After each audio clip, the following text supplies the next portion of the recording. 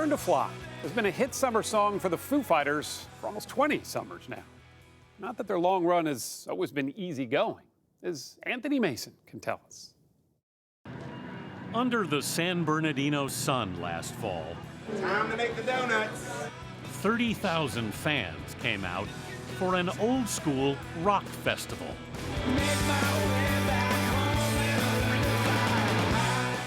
If rock and roll is supposed to be dead, then Cal Jam was a resurrection. Yeah, times like these, you learn to love again. The headliners were America's biggest rock band, the Foo Fighters, whose 49-year-old frontman, Dave Grohl, will go to any extreme to keep rock's flame burning. I could just go, yeah, you know, and the stadium goes, yeah, back. Case in point, during a gig in Sweden 2 years ago, Grohl fell from the stage, broke his leg, and dislocated his ankle. What did you guys think when that happened? That there was going to be a lot of time off. But keyboardist Rami Jaffe, drummer Taylor Hawkins, and the band kept going while Grohl was treated backstage. Until Dave brought up, carried me back.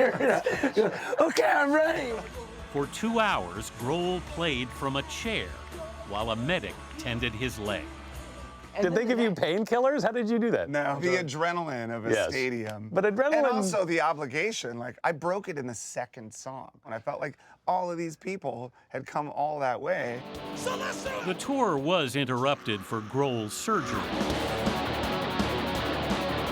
But he returned in a custom-built throne of his own design, which was the star attraction last fall at the Cal Jam Museum, a tent filled with memorabilia from the Foo's nearly 25-year history, including their Grammy collection.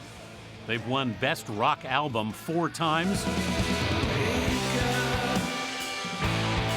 and won Best Rock Song this year from their latest album, Concrete and Gold. It's weird. I mean... What's weird about it? Well, ages ago when I was a kid, my dad said, you know, this isn't gonna last, right? Save every check like it's the last one you're ever gonna make. And every time we make a Foo Fighters record, I think, well, if this were the last one, then we had a good run, it would have been great. You grew up here. Yeah. Grohl came up through the punk scene in Washington, D.C. and its suburbs. You know, it's just a sleepy neighborhood. Is my mother Virginia? Hi, Virginia. I'm following you. Come in. At 17, he dropped out of the high school where his mom taught English. You were okay with that? I was. He just didn't like it. And he was a really great writer and such a great spirit. He said, I'm going to Europe to tour with Scream. Go, great. Yeah. Can I go too? Yeah. A few years later, Grohl was invited to join an up-and-coming Seattle grunge band after its frontman, Kurt Cobain, caught his act.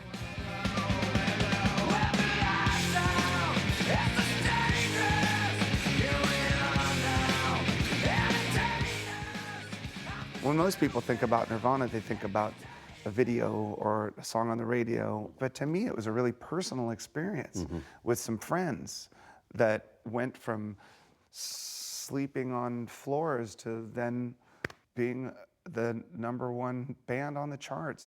And so this was my first ever platinum record. With your mom's name She on got it. the first one. Like, she was the first one to get it. I mean, still to this day, whenever I see a new artist that's young, that blows up and becomes gigantic overnight, I kind of get worried for him. I don't think anybody's cut out for it. How did you do up there? I was the kid with long hair in my face behind drums that look like washing machines, and I could walk in the front door of a Nirvana gig and not really get noticed. So I didn't have to suffer a lot of the pressures that Kurt did as the frontman. It was a 4-year rocket ship ride aboard what became one of the biggest bands in rock history. At the height of it all, in 1994, Cobain took his own life. Where are you right after Kurt dies? Just lost.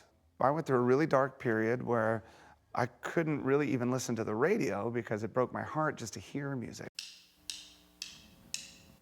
But quietly, the 25-year-old Grohl began to write and record songs of his own, playing all the instruments.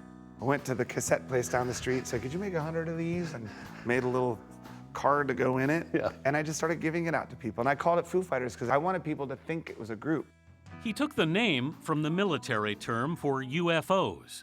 I mean, I've always kind of been a UFO nut, but I also, it almost sounded like a gang, you know, does. like a karate gang or something like that. So, yeah, it worked. In 1995, those songs were released as the first Foo's album.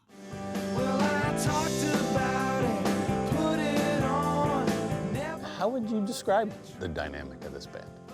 Dave's the leader, and our job as the band is to make sure whatever in his head gets on the tape. Along the way, he recruited Hawkins and Jaffe. Everybody's speechless. Chris Shiflett on lead guitar, Nate Mendel on bass, and guitarist Pat Smear, who was a touring member of Nirvana. Has the Nirvana experience, do you think, informed Dave's approach to this band? Yeah, I think it did a lot. He was smart enough to pull out the good and say, I'm going to do things like this, and to look at the bad and say, I'm not going to do this kind of stuff. Have there been moments this band has been in trouble? Oh, God, yeah. Yeah. 2001. That year, Taylor Hawkins nearly died after a heroin overdose. He spent 2 weeks in a coma, and Grohl did not leave his side. Were you aware he was there every day? Yeah, that was heavy time, but he was always there, and he's always been there. That's when you forget about the band. Doesn't matter anymore. No, that's when it gets real. Dave Grohl himself gave up drugs when he was 20. It's one reason the Foo Fighters fight on. When I tell people that I've never done cocaine in my life, they think I'm lying. Yeah. But I love music, and I love life. And to me, survival is the game. That's the hardest part. I just want to play music.